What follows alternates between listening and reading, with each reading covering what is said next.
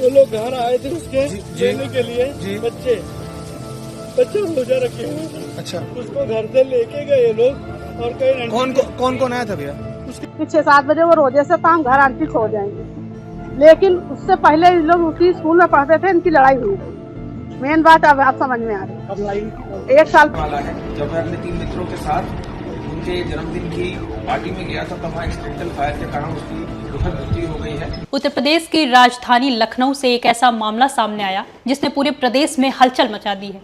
एक नाबालिग बच्चे की मौत और उससे जुड़ा एक बड़ा राजनीतिक नाम इस केस को और ज्यादा संवेदनशील बना रहा है। दरअसल घटना के कुछ ही दिन बाद इस मामले में प्रदेश के उप मुख्यमंत्री ब्रजेश पाठक का नाम चर्चा में आने लगा। मामला इसलिए भी ज्यादा सुर्खियों में है क्योंकि जिस बच्चे की मौत हुई है वो मुस्लिम समुदाय से था और जिस परिवार पर आरोप लग रहे हैं उनका संबंध सत्ता और राजनीति से जोड़ा जा रहा है। इसी वजह से मृतक बच्चे के पिता का बयान तेजी से चर्चा में है। उन्होंने कहा कि अगर यही गोली मेरे बेटे ने उनके बेटे को मारी होती तो अब तक मेरे घर पर बुलडोजर चल चुका होता। ऐसे में सवाल उठता है कि आखिर उस बच्चे के साथ क्या हुआ? आरोपी लड़के और डिप्टी सीएम ब्रजेश पाठक के बीच क्या रिश्ता बताया जा रहा है और क्या ये मामला सच में कोई साजिश है या फिर एक दुखद हादसा? ये पूरा मामला लखनऊ के सरोजनी नगर इलाके के भैंसा गांव का बताया जा रहा है, जो उत्तर प्रदेश विधानसभा से करीब 9 किलोमीटर दूर है।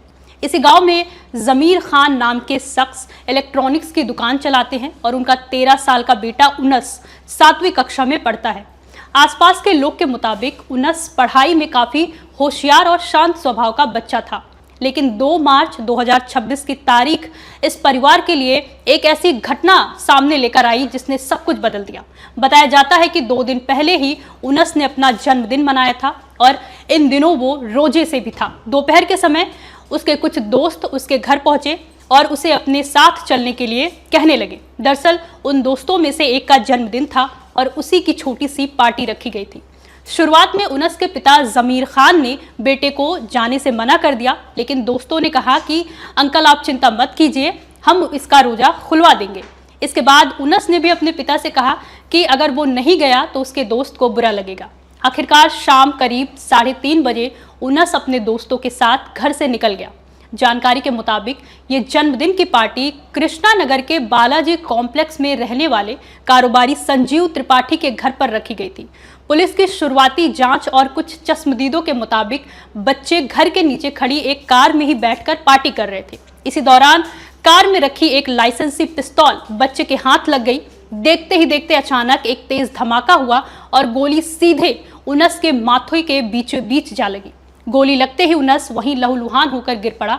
इसके बाद वहां मौजूद ड्राइवर और बाकी बच्चे घबराकर उसे तुरंत लोकबंधु अस्पताल लेकर पहुंचे, लेकिन डॉक्टरों ने उसे मृत घोषित कर दिया। बताया जाता है कि शाम करीब 7:30 बजे उनस के बड़े भाई उसद को संजीव त्रिपाठी का व्हाट्सएप कॉल आया। संजीव त्रिपाठी ने यह साफ नहीं बताया कि क्या हुआ। उन्होंने सिर्फ इतना कहा कि तुम्हारा भाई लोकबंधु अस्पताल में है और तुरंत वहां पहुंचो। जब उनस के पिता जमीर खान अस्पताल पहुंचे तो उन्हें काफी देर तक अपने बेटे से मिलने नहीं दिया गया और बाद में पुलिस ने उन्हें उनके बेटे का शव दिखाया।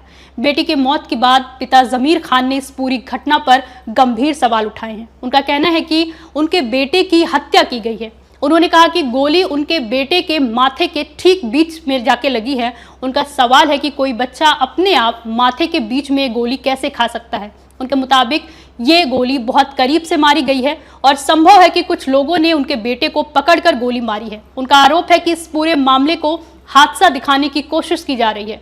उन्होंने ये भी कहा कि रोजे के दिन उनके बेटे को मार दिया गया। उनका बेटा आखिरी वक्त तक भूखा प्यासा ही रहा। अब सवाल उठता है कि आखिर आरोप किस पर लग रहा है? दरअसल जिस लड़के का उस दिन जन्मदिन था वो डिप्टी सीएम ब्रजेश पाठक के साले संजू त्रिपाठी का नाबालिग बेटा बताया जा रहा है और उसी के साथ बच्चे पार्टी कर रहे थे। यहीं से इस मामले ने राजनीतिक रंग पकड़ लिया, क्योंकि जिस कार में बच्चे बैठे थे वो संजीव त्रिपाठी के घर के नीचे खड़ी थी और जिस पिस्तौल से गोली चली वो संजीव त्रिपाठी के नाम पर लाइसेंसी बताई जा रही है। संजीव त्रिपाठी के भाई अरविंद कुमार त्रिपाठी उर्फ गुड्डू त्रिपाठी पहले बसपा से एमएलसी रह चुके हैं और बाद में उन्होंने भारतीय जनता पार्टी ज्वाइन कर ली। सोशल मीडिया पर उनकी कई तस्वीरें मौजूद हैं जिनमें वो भाजपा के बड़े नेताओं के साथ मंच साझा करते नजर आते हैं। उनके सोशल मीडिया अकाउंट पर मुख्यमंत्री योगी आदित्यनाथ, राजनाथ सिंह और ब्रजेश पाठक जैसे नेताओं के साथ मंच की तस्वीरें भी दिखाई देती हैं। गूगल पर अरविंद कुमार त्रिपाठी का नाम सर्च करने पर भी ऐसी कई तस्वीरें सामने आती हैं जिनमें वो राजनाथ सिंह को माला पहनाते नजर आते हैं। ऐसे में इलाके के लोगों ने प्रधानमंत्री नरेंद्र मोदी और मुख्यमंत्री योगी आदित्यनाथ से न्याय की मांग की है, क्योंकि अब ये मामला राजनीतिक रूप ले चुका है।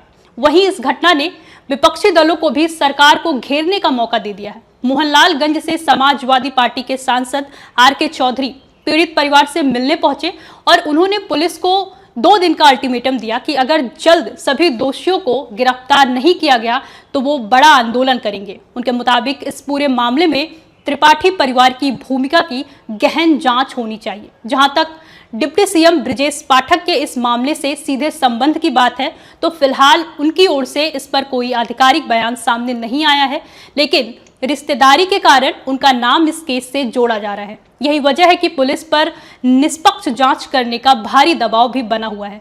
मृतक उनस के पिता जमीर खान का गुस्सा भी सीधे तौर पर पुलिस पर है। उन्होंने आरोप लगाया कि पुलिस मामले को दबाने की कोशिश कर रही है। उनका कहना है कि अगर यही गोली उनके बेटे की जगह किसी और रसूखदार परिवार के बच्चे को लगी होती तो अब तक उनके घर पर पुलिस, झंडे और बुलडोजर सब कुछ पहुंच चुका होता। परिवार का यह भी आरोप है कि कुछ समय पहले एक पेरेंट टीचर मीटिंग के दौरान संजीव त्रिपाठी ने उन्हें देख लेने की धमकी दी थी। इसी वजह से उन्हें लगता है कि ये कोई हादसा नहीं बल्कि एक सोची समझी साजिश है। फिलहाल पुलिस ने उनस के पिता की शिकायत पर संजीव त्रिपाठी, उनके पत्नी, उनके नाबालिग बेटे और उसके 2 दोस्तों के साथ ड्राइवर के खिलाफ बीएनएस की धारा 103 और अन्य संबंधित धाराओं में केस दर्ज कर लिया है। मुख्य आरोपी नाबालिग बच्चे को हिरासत में लेकर जुवेनाइल रिफॉर्म होम यानी बाल सुधार गृह भेज दिया गया है। इसके अलावा deputy commissioner of police south के निर्देश पर 2 पुलिस टीमें भी गठित की गई हैं जो इलेक्ट्रॉनिक्स और फॉरेंसिक सबूतों की जांच कर रही है। पुलिस का कहना है कि यह संभवतः एक्सीडेंटल फायर का मामला हो सकता है, लेकिन जांच हर एंगल से की जा रही है। वहीं पीड़ित परिवार और गांव वालों का कहना है कि जब तक उन्हें पुख्ता इंसाफ नहीं मिलता उनका गुस्सा शांत नहीं होगा। फिलहाल पुलिस की थ्योरी इस घटना को हादसा मानने की ओर इशारा कर रही है, जबकि परिवार इसे साफ तौर पर हत्या बता रहा है। जांच जारी है। अब सबकी नजरें इस बात पर टिकी है कि क्या लखनऊ पुलिस इस पूरे मामले में रसूखदार कनेक्शन के बीच निष्पक्ष जांच कर पाएगी या नहीं। आपको क्या लगता है हमें कमेंट बॉक्स में जरूर बताएं। देखते रहिए नारी टीवी यूपी। नमस्कार।